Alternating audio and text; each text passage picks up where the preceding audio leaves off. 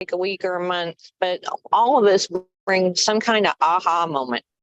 It's like yesterday when we were talking about, when you were asking the question, do we need to understand? Yes, we need to understand, because when the that I brought up was words are important. Tone and cadence are important. And even if you don't understand word, you can understand tone and cadence. But to understand meaning is extremely helpful, because the same word can mean something different in another language. And confusion can set in and chaos can set in, and there's no need for that. If you slow down and go, and be curious.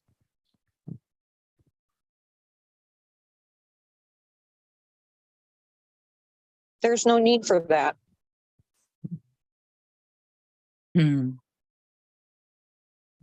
As we explored yesterday at timeout. Yeah. So Yeah. go ahead. Thanks, Mona. Continue, please. Because chaos, people, I don't know what it is about people who have leadership, big time leadership, like in our government. I don't know what it is about where their position has gotten them, but they seem to run around in fear. They have to be in control of everything. And the more they think they got to be in control of, the more that they're in fear. And the more they're in fear, there's more chaos. And the more chaos there is, it's like, are you kidding me? Nobody's slowing down. Nobody's asking the question. Nobody's being curious. And I wouldn't want to live like that. No. But would you? Have we? Have you? Yeah. I have lived like that. You betcha. I have lived like that, because not that I've wanted to be in control, but I have observed what's going on around me. And it concerns me a little bit. It does make me fearful of the things that are happening around me, and powers that be have some effect on my life. I worry about the world that my kids are going to be living in when I'm gone, and maybe even before I'm gone. Makes me sad. Just need some good coaches, huh, Mona? Yeah. But how do we reach the people that need to be reached? I don't know. I think by staying authentic and aligned and putting out the intention and recognizing the potential. And some people will take some actions that others will do other actions. And in the mix of it all, something will get sparked off. I don't know how to do it for myself. But These are big questions. They are. That's why we're together and doing this. Because Jesse didn't know how to do it for himself, and I certainly didn't know how to do it for myself. So we got together, and all of a sudden we found some answers together.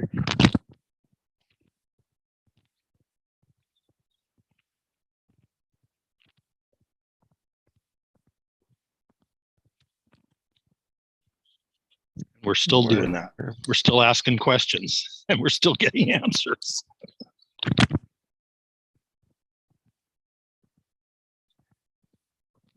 We're learning the framework. COVID was kind of a valuable lesson. It taught us that people can become isolated, and it can be a scary thing, and people can become isolated, and they can learn from that experience and realize that we're not meant to be isolated. We're meant to connect, and we're meant to be in a community. They also found out how easy it is for that to happen.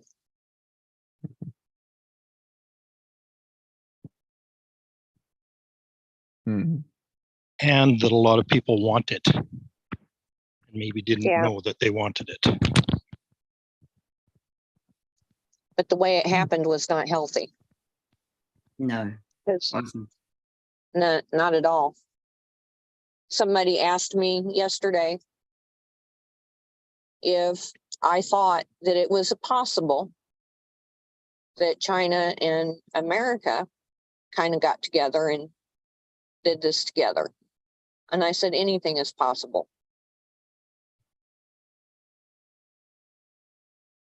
They also asked if they thought that this was a possibility, that this was a test. And I said, anything is possible. I don't take anything off the table.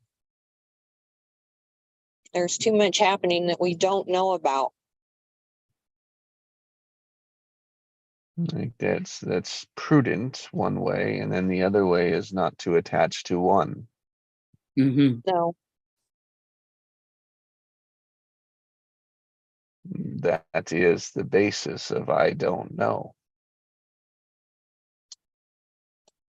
And it's like I don't know, and it's like, oh, here's the one I'm settling in, right? This is the one that my wobble is this, not like not the wobble, but the like it's the least amount of wiggle, right? It's like this is the one that I'm in, but I'm way open. I don't know because, like you say, Mona, we don't have any idea. no. And And you I don't know don't what think to we ever believe. will. And that's the thing today, is we don't know what to believe. It was very similar to how you open. So my word to community, it's like when you, as soon as you spoke community, it was like, that's my word. And then it was like Allison's word is aligning choices. So it's, we are community aligning choices is the only way that we're going to find what is true to us. And that's what the world needs leadership in. Yes. Yes. So there you Remember go, that Mona. That's what we're coaching. Yeah, that's the initial reason we started experimenting with this group activity, was because it was kind of loosely based on Lynn McTaggart's Power of Eight. And I think I was in a coaching session with Jesse one day, and I said, well, what would happen if 2 or 3 of us got together and we actually focused on one true choice and left it at that, and just, meditated or concentrated or whatever you want to say, and did that, and just see what would happen if we did that. And here we are 200 and some days later.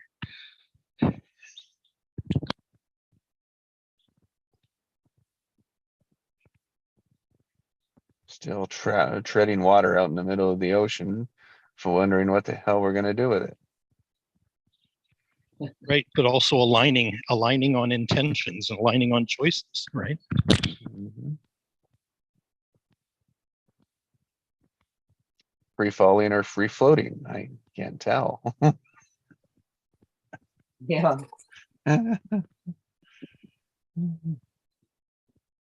But the thing about free falling and free floating is the experience of being.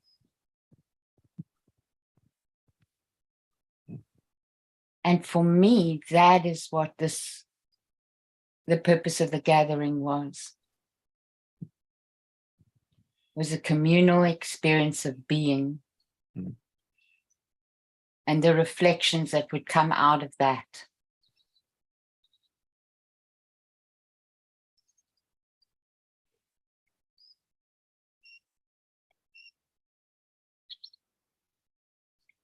I tell you what, you guys have really grown since you first started. You seem to have found your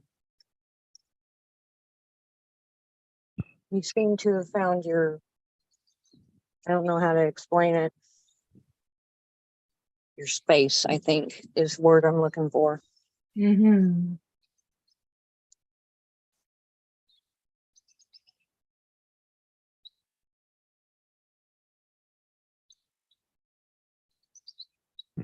Thank you, You've Mona. been part of That's- that, Mona. Yeah, Big yeah, part of it for me. Thank you. and I I see see it a in lot of you. growth here.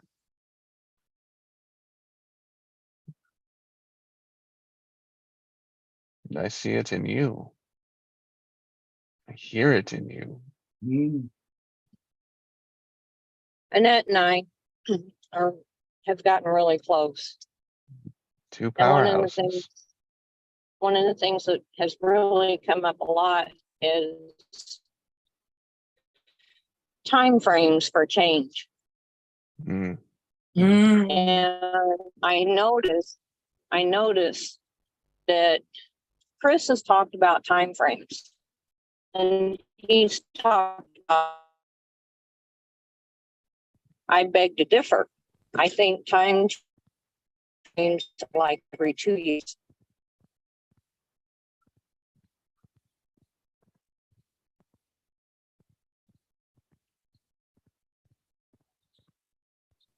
I lost you, Mona. I don't know if anyone else did, but I did. Yeah, I Stuff also was love changing. Mona, She your was, wife. she was already making changes, making plans to do something different. And she was moving ahead. And even when she found out what she found out, she didn't alter her plans of change in her life. So she had a place to go, even though changes were happening in her life she didn't want to happen forward. And I noticed that those changes were happening within a 2-year span, not 7 years. So changes like that happen even sooner than 7 years.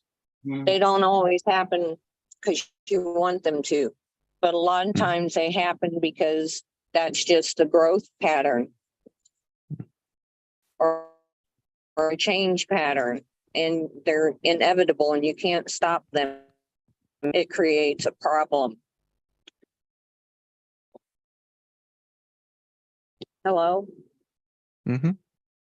Yeah, thanks, Mona. Yeah. What I'll recap is like in the time frame, it's a tremendous lesson still working through. Yeah. And what I really find fascinating with the time frame is the expectation.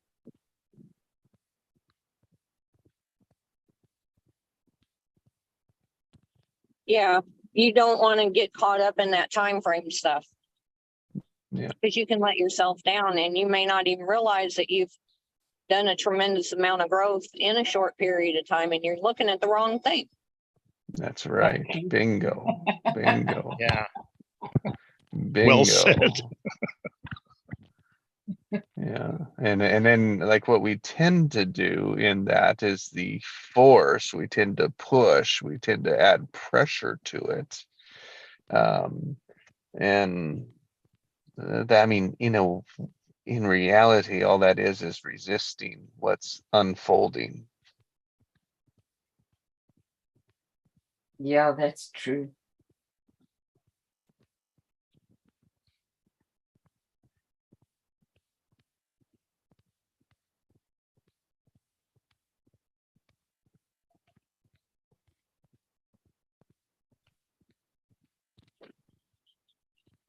Yeah, as in I didn't want it to unfold that way. I wanted it to unfold more something like this instead. Well, But the funny thing is, when it unfolds the way that it does, you find something that you didn't expect. mm-hmm. Exactly. And it's even better than what you were wanting to begin with. Yeah. Yes. Eventually it finds that position. Yes. But in the meantime, you're But going, what the heck? yes. Yes. Why, that's like, we could call that the chaos. We can call that, the free falling, right? The wobble. It's like, and it's so hard to see it in the moment. Yeah.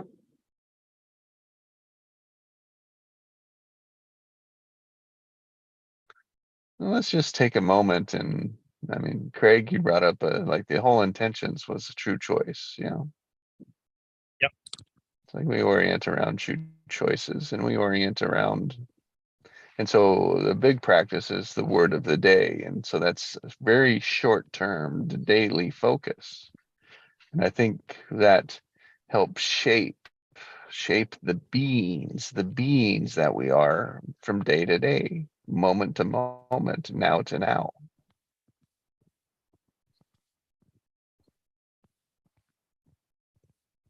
That's what it does for me. Mhm. And that's a very good foundation.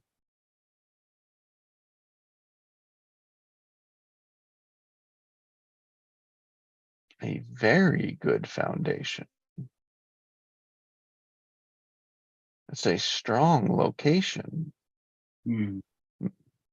Mona, as you were speaking, like as if we're in control and we feel like we're losing it, what do? We squeeze tighter.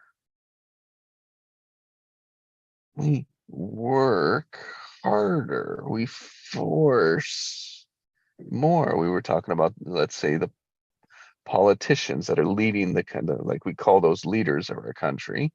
And it's like the tighter they squeeze.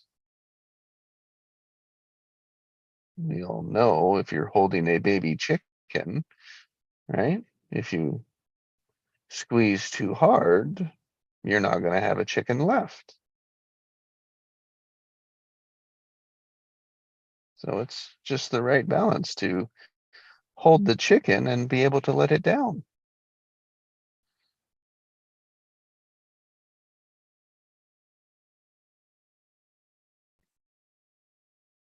So Mona, you sat with the question. It's a wonderful question. How do we do this profitably?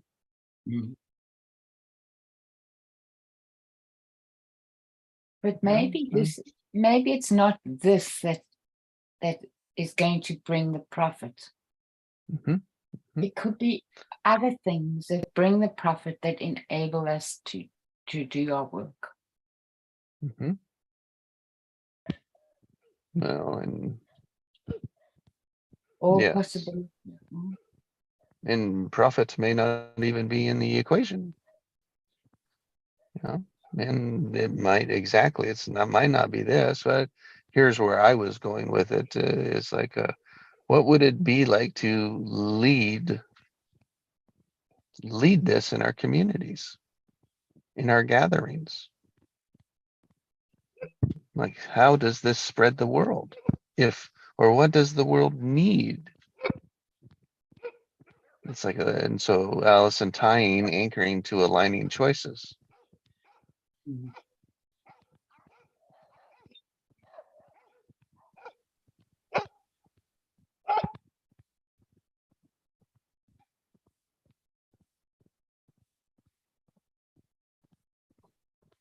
I just wanted to visualize that. Just take the moment and as together, just visualize.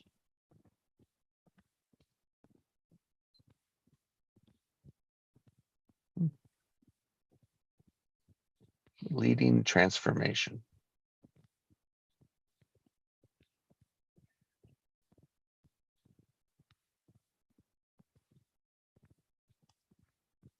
That's my words, and I'll invite you to share yours.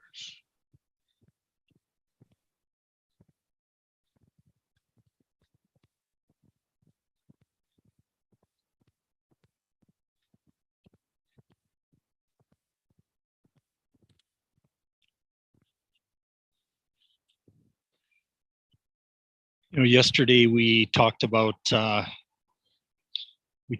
preparation and readiness.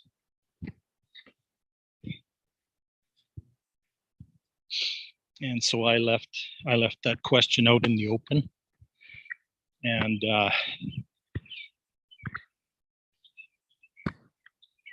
what I noticed here is that you just touched on it, Jesse. It's like transformation and transition.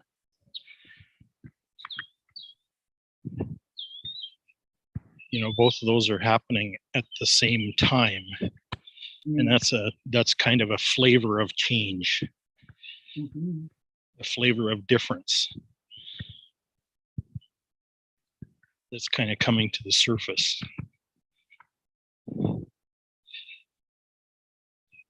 And the impression I'm getting is that in order for transformation and transmission and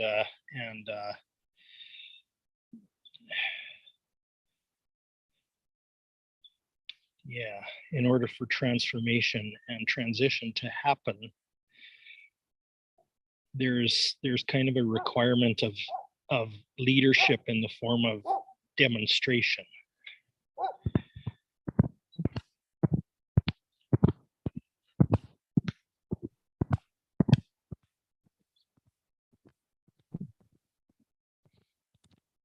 Maybe that's what the preparation's about.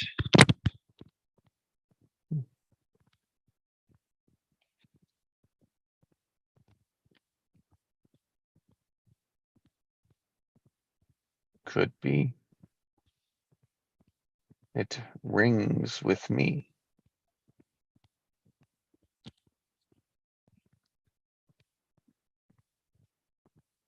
And if we align with that, like being a demonstration, and just look at it in the contrast of coaching.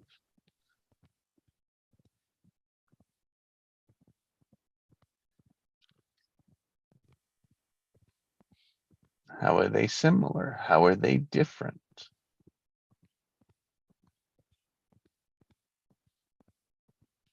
And we can use every other word, any other word than coaching, because that's, Craig, to me, like what you spoke is my draw, and yet the world calls it coaching. I call it coaching, and it's like something comes from the middle of that tension between the two.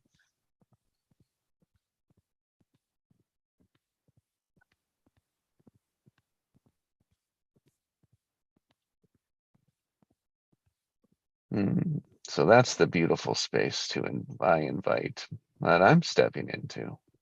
Thanks, Craig. Yeah, and I got this too. I got the other side of it. It's not that space is not about either force nor threat. Mhm. You know, it's a safe space. It's an expanding space. Yes. Yeah, that too. There needs to be some resistance in it with enough support. Yes. Yes. Enough space for both. Both and. So I don't know if I'm going to be able to recapture this, but what came for me, Jesse, was heart connection, and then becoming more of what we are.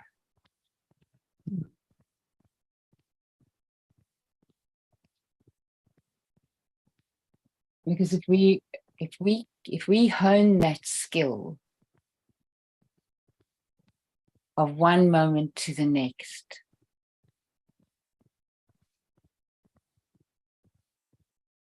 and the skill of being fully in that moment,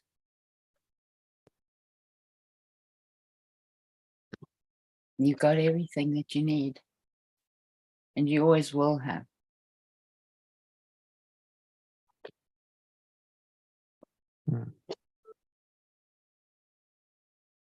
Yeah, because everything you need is in the moment. Yeah, it really is there. But I also have, for myself, I've had to learn to embrace all the resistance that goes along with it. At least conceptually, I can do that. So I kind of know what I'm supposed to be headed to, and I stumble along the way and have to deal with the fallouts of that. But again, if I trust, if I start off even just for a few minutes a day, handing over in a way, surrendering is another word with that. And you know what comes to mind is that serenity prayer. I'm sure you know that, Mona. I always forget it. It was my grand's prayer. She was so attached to that prayer. It was, God grant me the wisdom, the courage to, grant me the courage to change or do what I can, and the serenity. No, I can't say it now. So it's about knowing where to step in and knowing where to step back and let things be.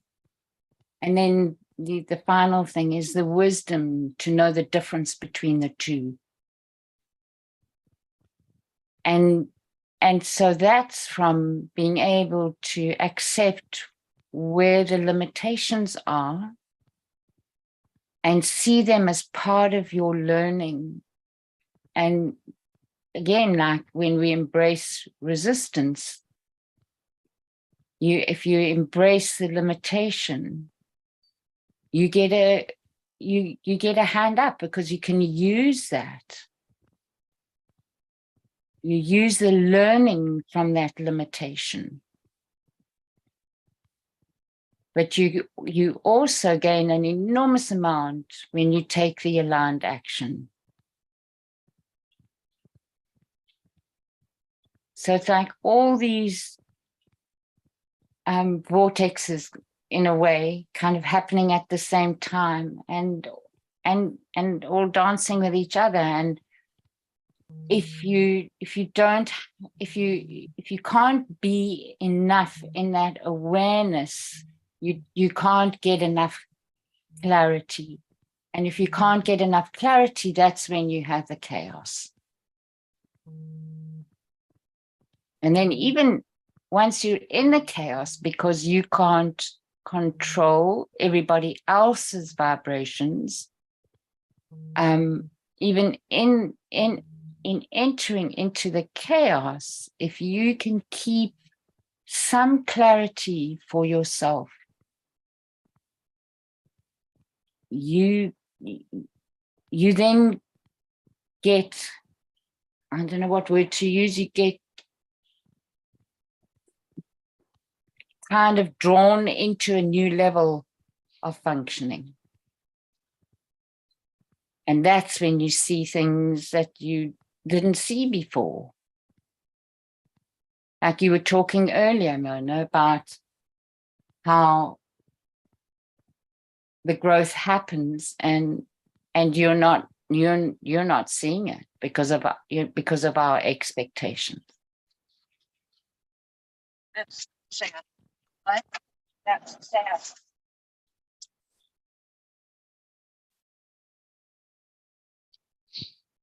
All right, thank you. Today. Yeah. My doctor put me on a medication and I have and Mona, your connection, I'm sorry, Mona, your connection is so bad. I'm so sorry. I think she's delivering and Oh, speaking with okay. someone. Okay. I just muted her for when she wants to come back. Okay. there was something that you said, Allison, that kind of hit me. It was about the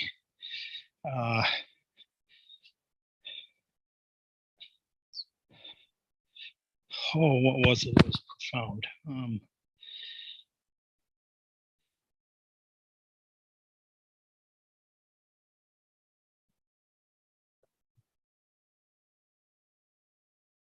Sorry.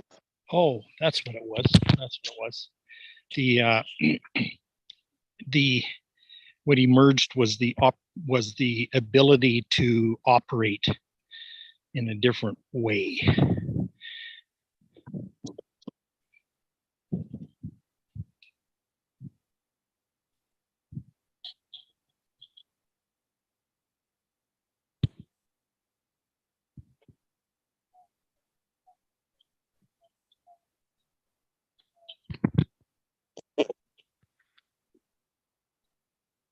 I'm going to get off if that's okay. Bless you, Mona. Thank you for coming. Thank you for having me. You guys are Thanks. wonderful. I'll talk to y'all later. Great. Thanks, Mona. Have a wonderful day. Yeah, thank you for being Bye-bye. here, Mona. Bye.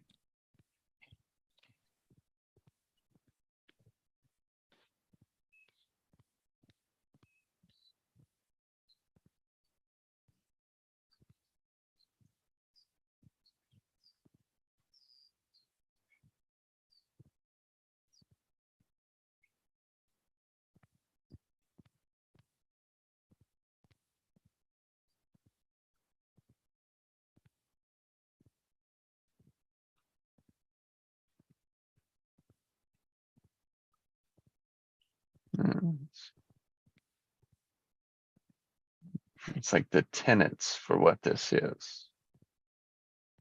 The rules, right? Just tenets, like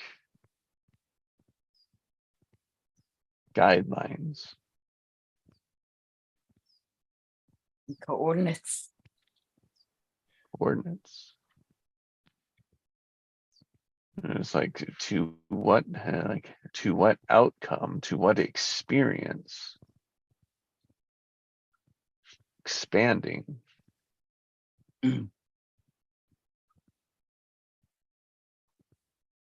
Expansion.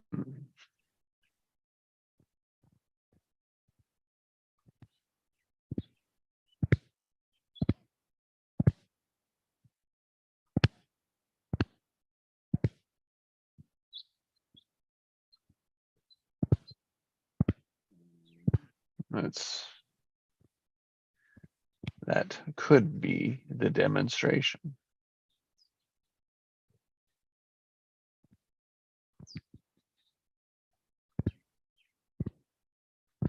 Or how could that be the demonstration? Those are two good questions, or orientations, put it that way.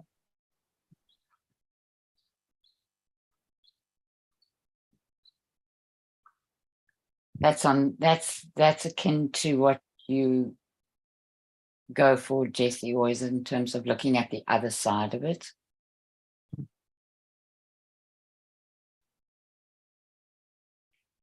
Yeah. It's a bit different, but it's interesting for me.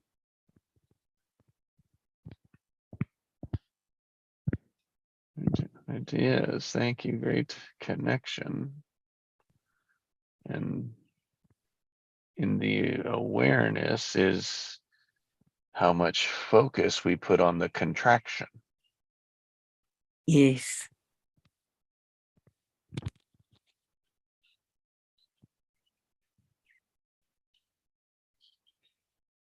Or how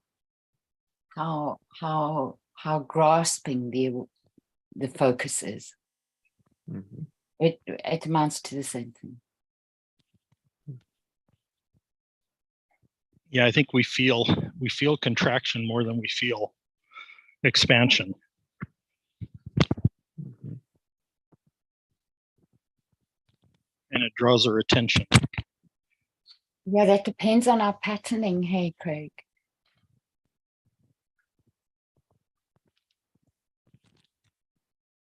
It's really different for people.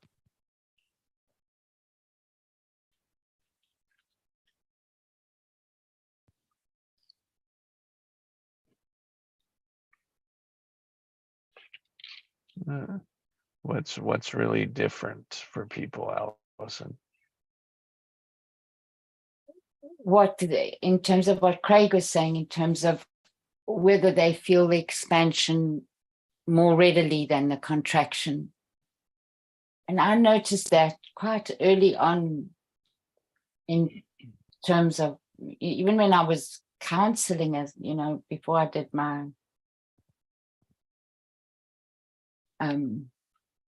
psychology training, that it was in terms of how I felt after a session.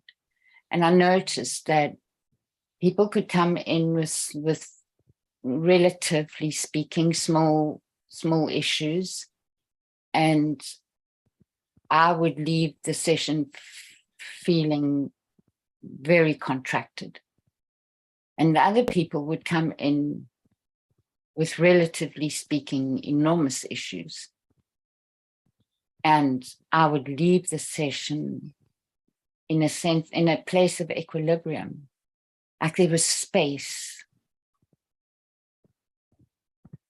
And that was because of what they brought in. I was ostensibly the same person. I had the same energy. So it's important. The thing about diversity for me is, when I first started to learn about the microbiome, I mean, it really opened up a whole new world for me. Because it was at the level of the body. Before, for me, the example had always been the ecosystems, and so I'd always really recognized the value and the importance of diversity.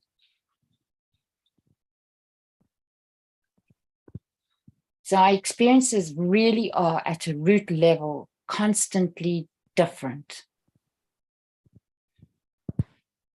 Even when we grasp.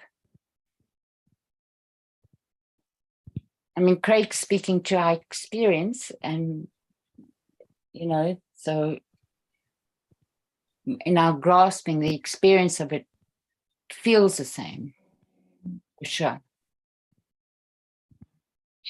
But a lot of people feel expansion and recognize it constantly, and they inherently focus on that expansion.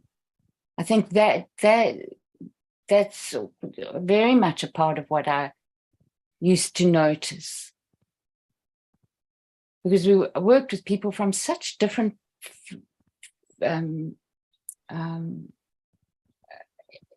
life circumstances. They were vastly different.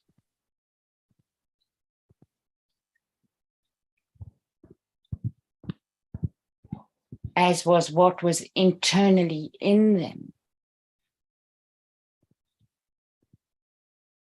And for me, I think that's also why I always gravitated so strongly and with such relief, in a way, to that Tibetan thing about every single soul that incarnates is to be honored for doing it, because it is the most difficult thing that a soul can do. To be a human being, you mean? Yeah.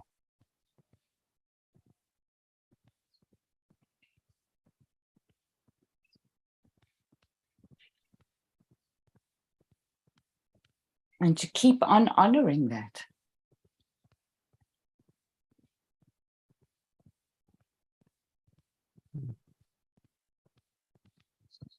Yeah, I think that lies in the tenet I work with is equally united. It's like equal, dignified. Yes. Like we're equally unique. Yes. Our specifics are varied, are widely different. Our Yeah. uniquenesses are widely different. But at a level, they're structured the same. Correct.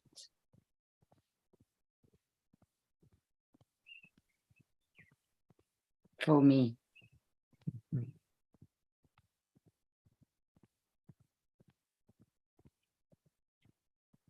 And I view it as a fundamental level. And then inside the fundamental level, a layer below that is the specific level, the specifics. And then underneath of that is the tactics, the tactical, the doing. Mhm. And so often our focus is zoomed in on the specifics and the tactics. And that is where we see the separation. And the more we see it there without connecting back to the fundamental, to the structure, yeah, we can begin to, well, humans play out. This is my specifics, my tactics, and they look for the same, for similar, like we spoke about yesterday, to fit in, to belong. And if they don't, we tend to dramatize the difference. We seem to see that difference as a threat. And it wonders like, wow, why do we choose that? Why do we align to that choice of all the differences rather than choosing to all the similarities? Yeah. Yeah. Structurally, they work the same. They have completely different outcomes. The energy to do either one is the same. Yes. Yeah. The energy of focus. Yeah. And it Yeah. doesn't And then matter why one has taken over. It's like, oh, there's your aligning choices. It's like, damn it, darn, which one do I want? yeah. Yeah. Thanks, Allison. I'll be back in 2 minutes. Okay. What came to me during that, Jesse, was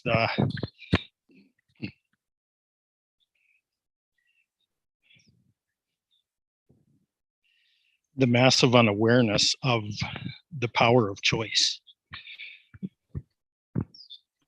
You know, the power to choose, and how the power to choose can change everything in an instant. Yeah.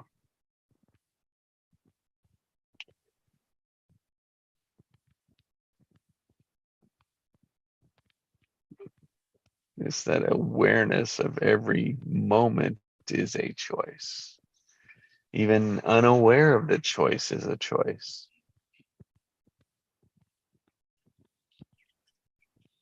And a big one for me the last months has been an awareness of the choice to not engage. That's been a huge one for me. It's created a lot of healing space, a lot of transformation and transition space for me.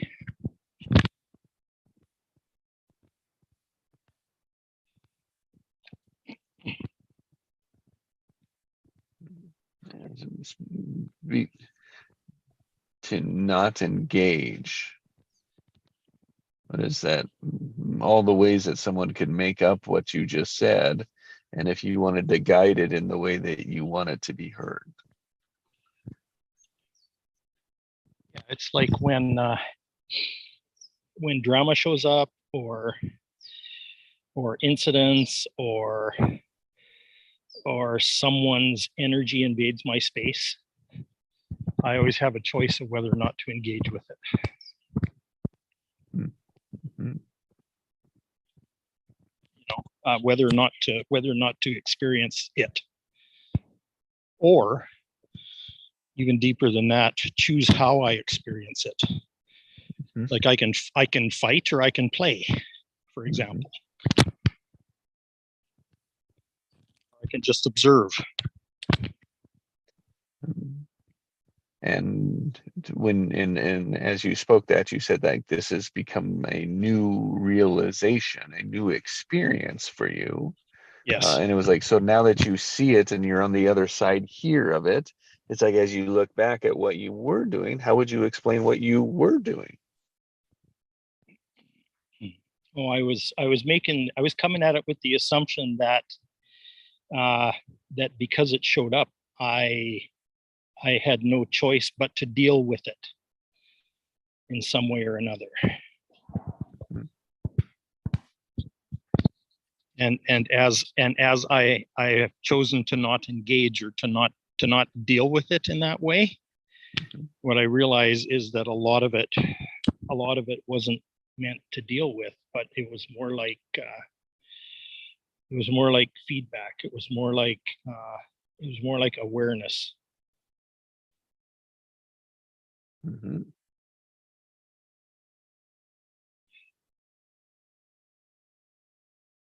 And the other, Yes. there's another part of that too, and it has to do with timing. Like just because it shows up now doesn't mean that it has to be engaged with now.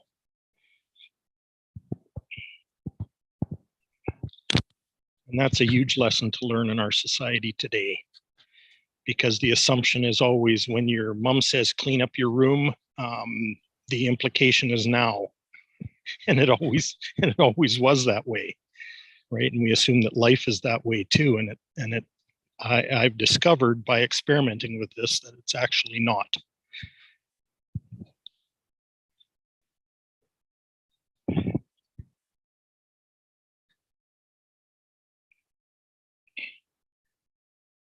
Yeah. It's, You know, that things revealing in a certain time doesn't mean that they require an immediate response.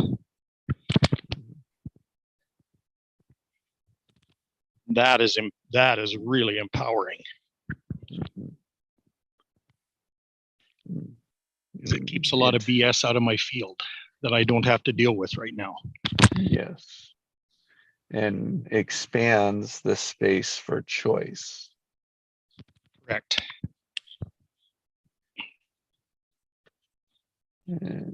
And expanding space for choice, that's less of a charge. It's less charged when you're Correct. aware of it that way. And it's like as you're coming into choices, yeah, you're not gripped by the reaction or the reactive charge, the reaction. It's like, oh, I have to react. Oh, there it is. Let me react, right?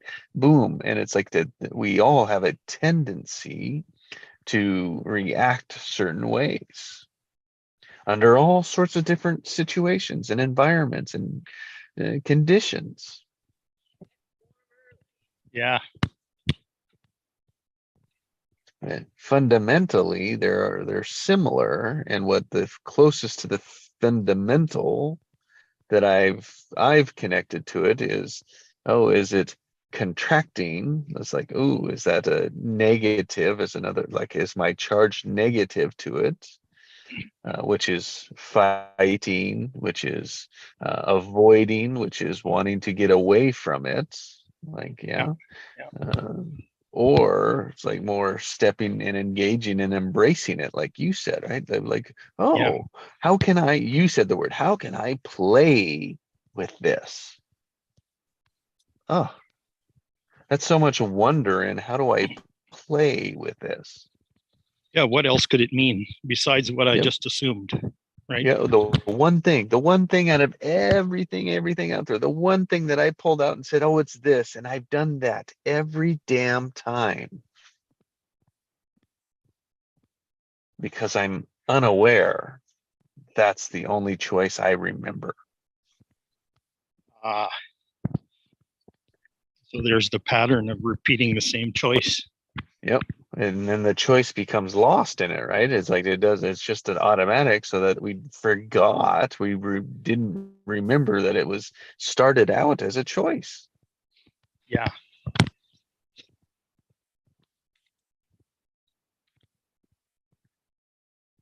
We now call them behaviors, we call them habits, we call them reactions.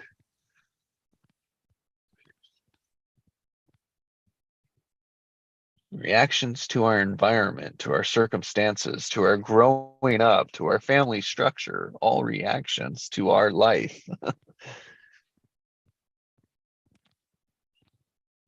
Well, in the first 18 years, we really didn't have a choice in it, really, right? Right. Right.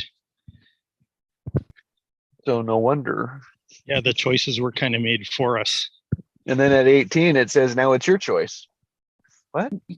Well, yeah, legally, but in no other way is that actually true. Exactly. It's like, oh, like you flip the switch, all of a sudden you're responsible for your choice now. But wait, you Because made of it an all the age. time for me. Yeah. It's so ridiculous. When you think about it. So it's about Yeah, whether because you were, sorry, Jess, go. I was gonna, and it was like about the time that we were forced to stop playing, right? Is when those other choices come in. Yeah. Yeah. Your turn, Allison. What I was going to say earlier was we're always making choices, but the big kind of awakening comes when we become aware that it's a choice that we're making. Mhm. Yes. Yes. Well, an awareness that so many choices have been made, Yes. whether we made them or others made them on our behalf. Yeah. And that's constantly happening because we live in a society. You know, we live in societal structures, let's put it that way.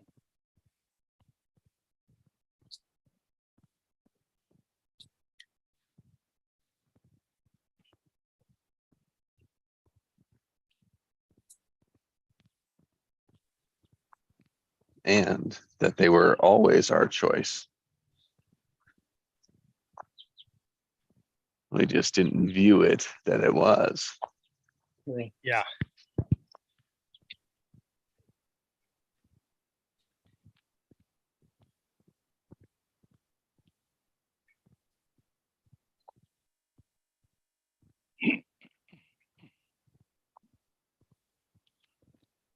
You know, depending on parenting and schooling and that kind of stuff,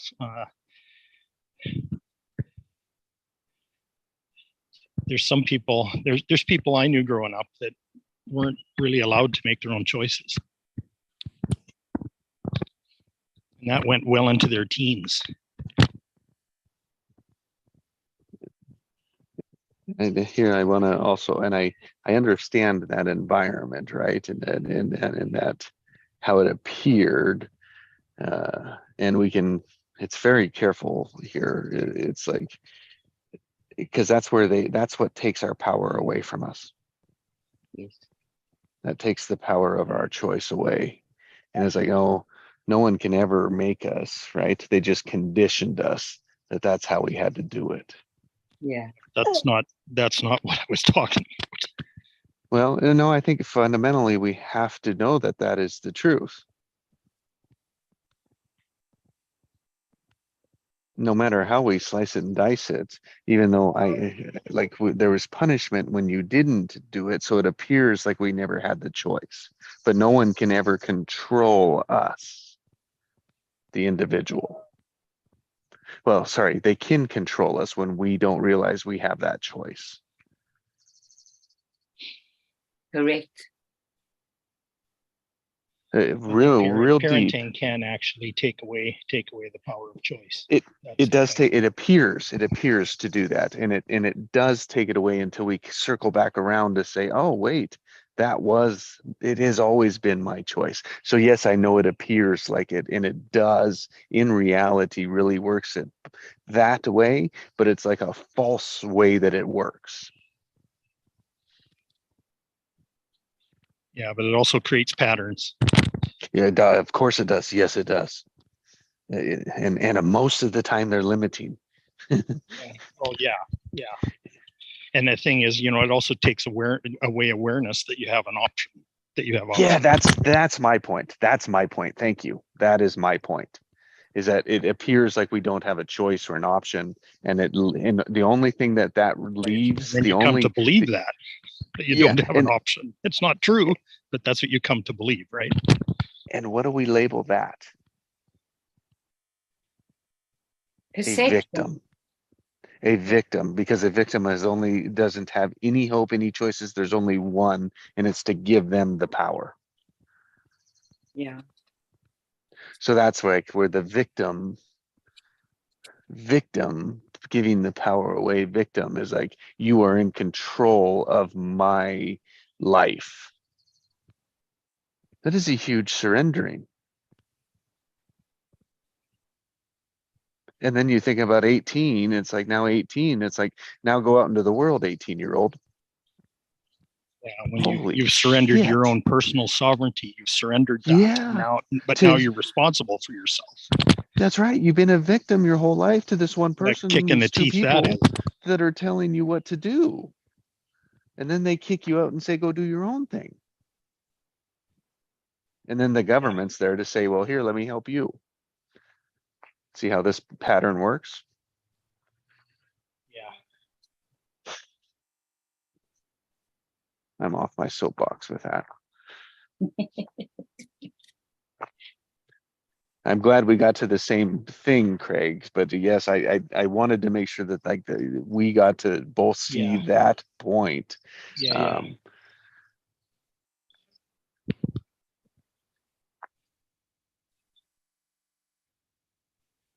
I knew you had it. It's more for others that are wading through it. Yeah. Yeah, it was good to ping pong that one. That's a very fundamental one, actually. That whole thing about somehow losing the awareness that you actually have choice.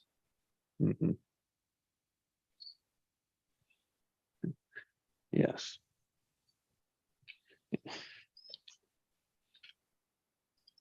And that's also compartmentalized too, because there's some things you'll realize that there's some things that you realize you have a complete choice over, but there's other things that you don't realize you have any choice at all.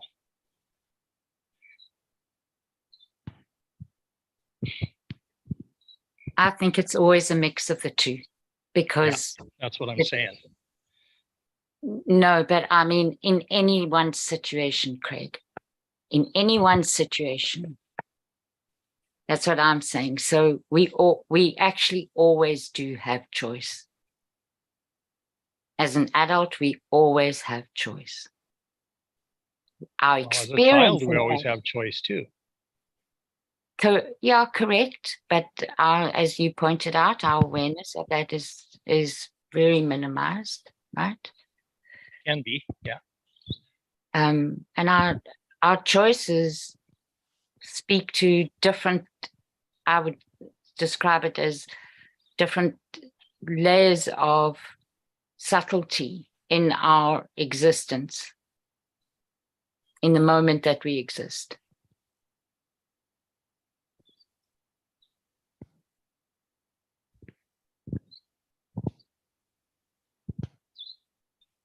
And Jess, what came up for me when you said victim was perception.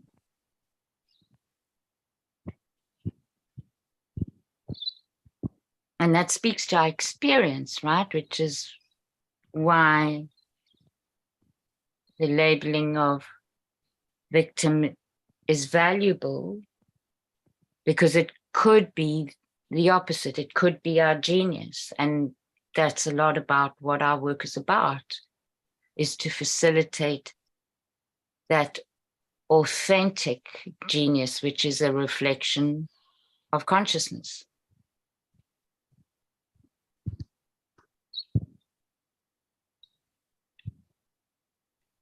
It's where it comes from, and then it gets digested through the personality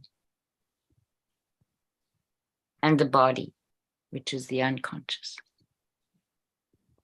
That's how we get to upgrade, right?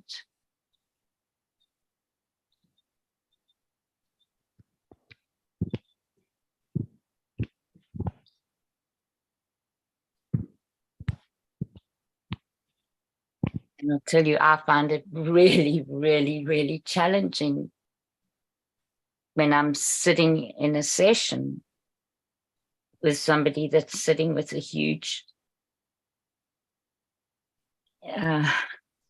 situation that has got a lot of contraction in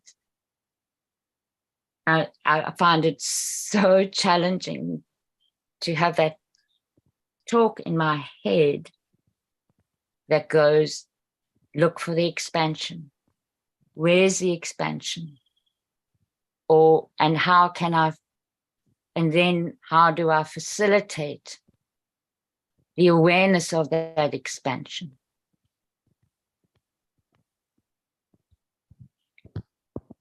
And I don't have that skill yet, but I kind of was thinking last week, if I can just remember to have that framework in my mind.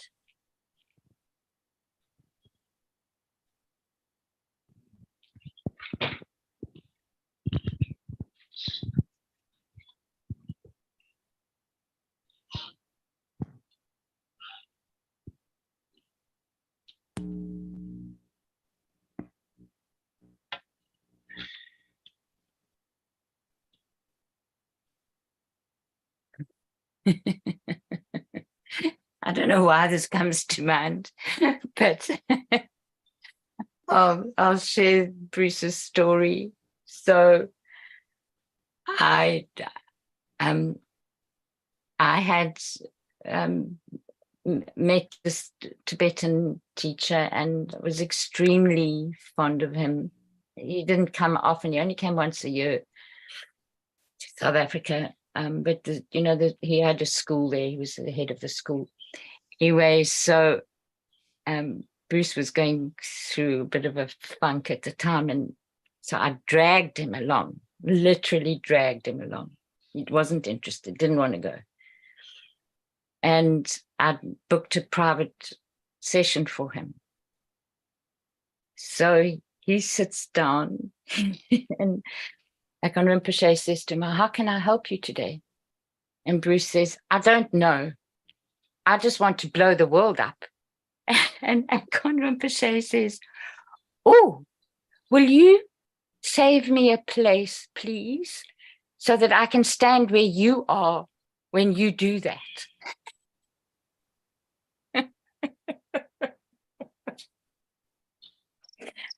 And if That that is brilliant. That is if brilliant. that is, I know, just if that is not an example of compassion, of recognizing opportunity, which is expansion, of a 40,000 foot view. And the beauty of it for me mostly is that this man survived leaving Tibet. He traveled for 40 days through the Himalayas, and he was the only survivor of the party. So he lost most of his closest and dearest,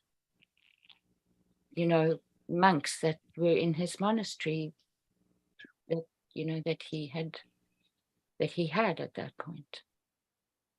And this man can sit and listen to a Western guy that comes and says he wants to blow the world up.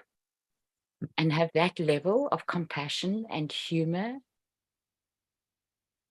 I mean, it was mind blowing to me. It's absolutely mind-blowing. And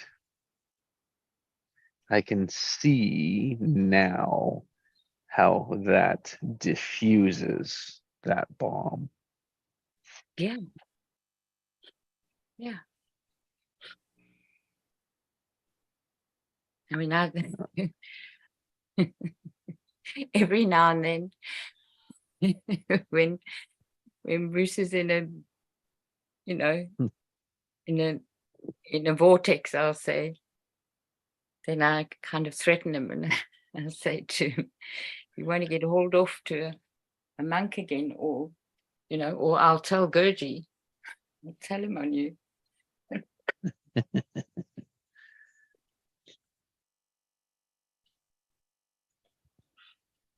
Hmm.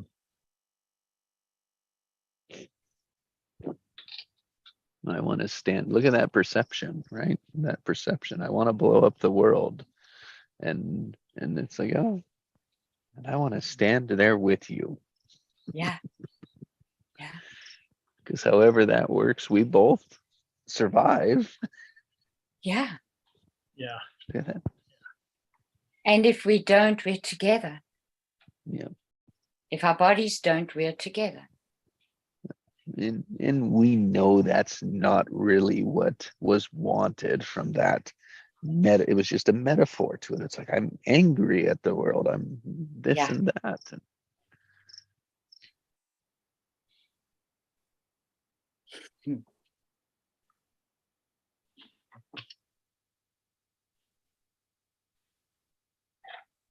Yeah. Occupying that space together. Mm.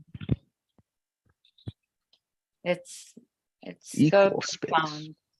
Yeah, equals. That's such a great example Peer. of equal space. Yeah. Mhm.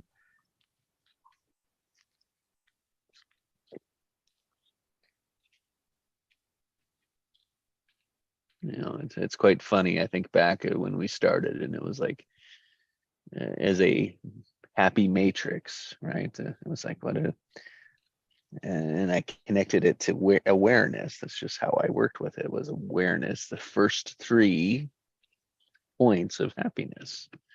It is like equal. We're all equal. We're all equal listeners and speakers. We're all equal. We're humans. We're equally, and when we're equally at a round table. Mm. We're equally in the symphony, right, of the orchestra. Mm.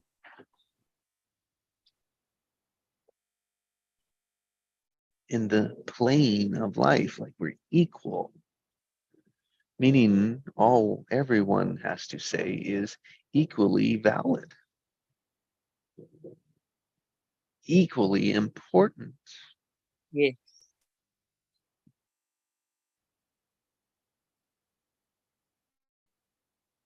With equally brave Craig, hearts.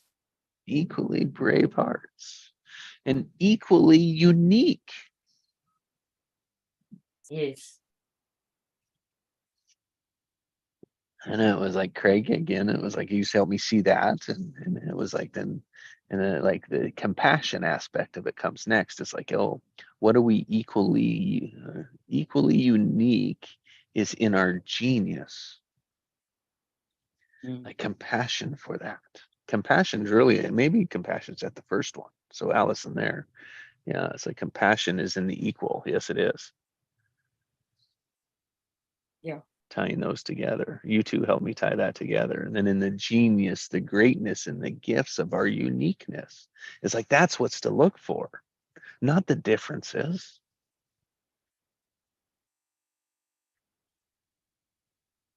And the best way I notice, are we in our genius, our greatness, and our gifts? Am I listening for it? Is when I can say yes and.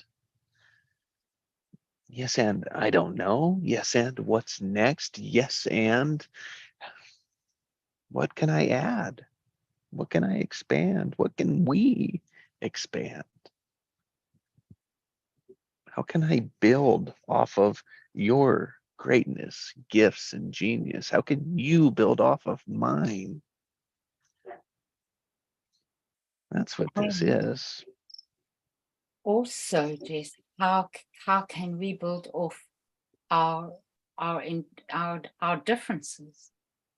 Mm. Because that's the value of diversity. Good. Good.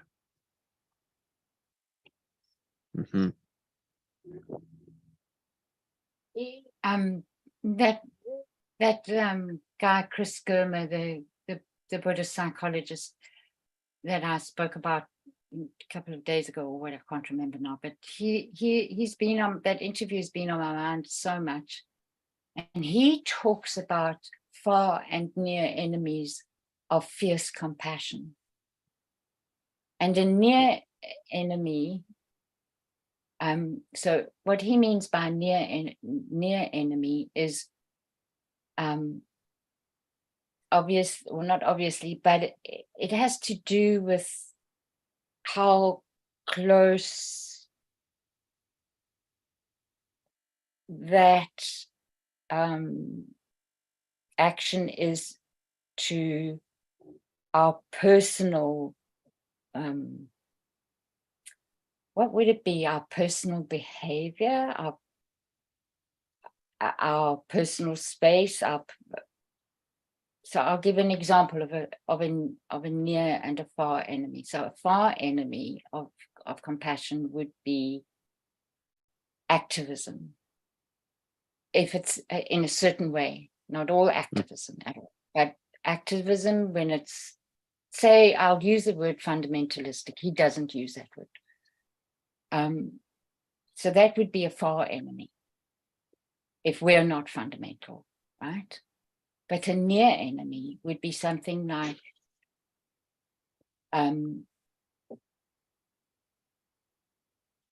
sorry, why have I lost it now? A near enemy is when we assume sameness. We assume that everybody has got the equal amount of challenge and the equal amount of resources.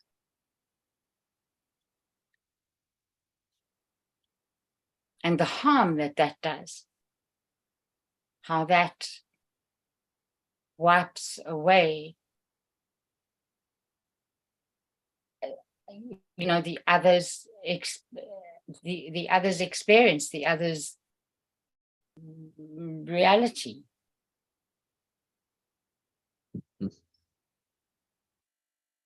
Oh, we're really good at seeing our own experience, right? And Yes. applying that, burdening others with it.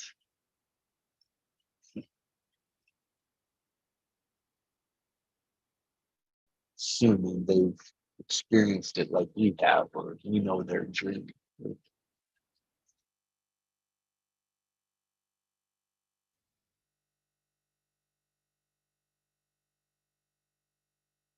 I was so happy to find that interview again, because it took me right back to my initial choice of transpersonal psychology as opposed to psychoanalysis.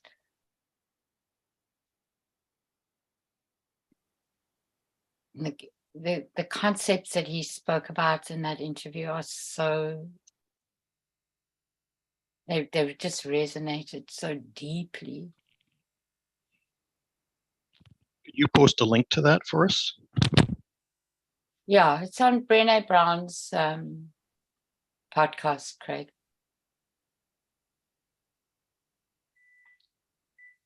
I'm not familiar with that. You don't know Brené Brown? Oh, Brené Brown. Oh, Brené Yeah. Brown. Yeah. Yeah. Oh, yeah. Yeah. I thought you said Bernard. Bernard Brown. Yeah. No, it's Brené. It's on Spotify, so I don't know who has Spotify and who doesn't, right?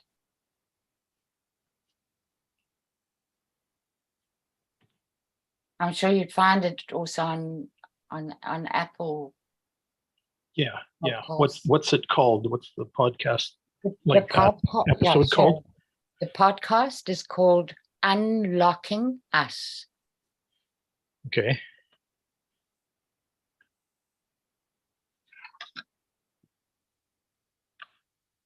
And was she talking to somebody in that episode, or?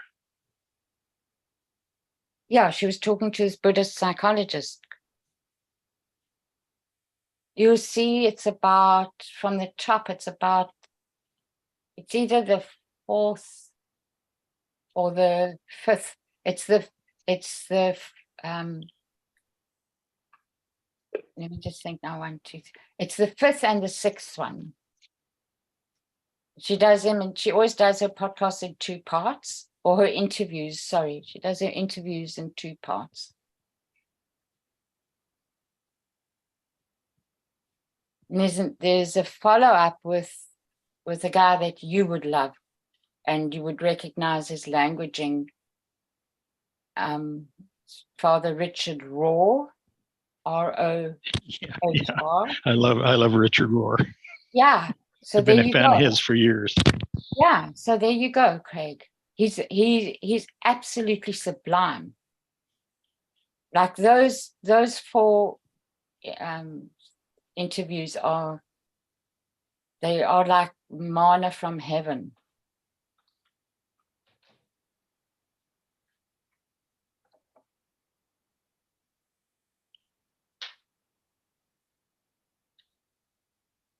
Those 2 men definitely vibrate at the same level.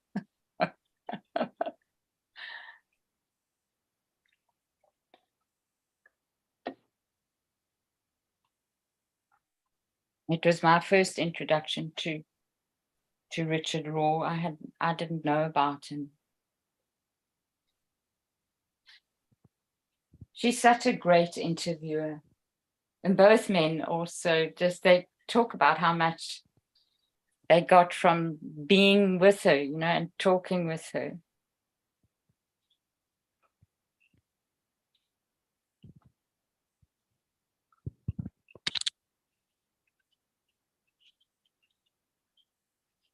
Yeah, for all the people in the world doing sociological work, she's one of the few that uses that technique. Basically, what they do is they interview tons of people, and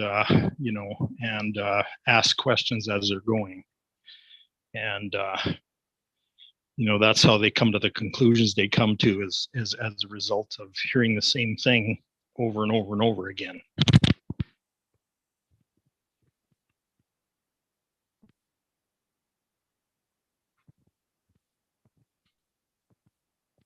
That's why asking questions is so valuable, right? Well, and also talking to people, having conversations with people is so valuable. Mm-hmm.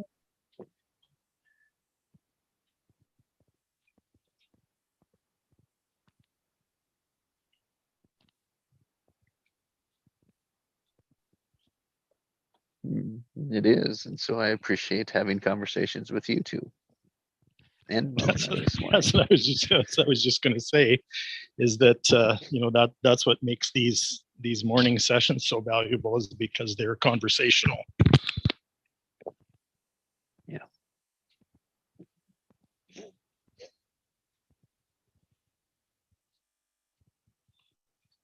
Yeah.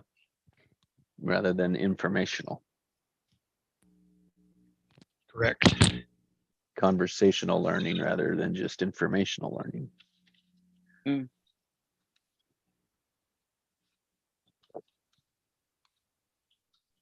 Yeah, it makes a huge difference in learning when there's interaction that's happening. It takes that takes more energy, right? Because it's a listening and preparing and speaking, aligning, and engaging, which is a different level of energy.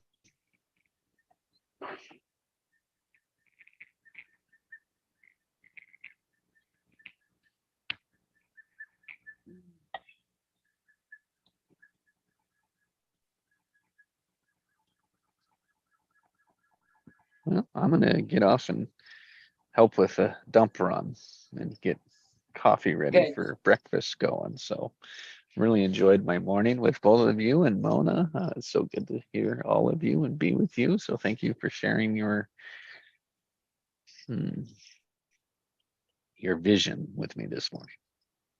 Thank you, Jess. Have a great breakfast. Mhm. Thanks, Allison. Have a great day. Craig, have Thank a you for great day. being here all the time, Allison. Appreciate you. Thank you, Craig. Bye for now. Have a great day. Bye, guys. Bye. Yeah, love you, Jesse. Have a good one. Thank you, Craig. Love you too. Bye.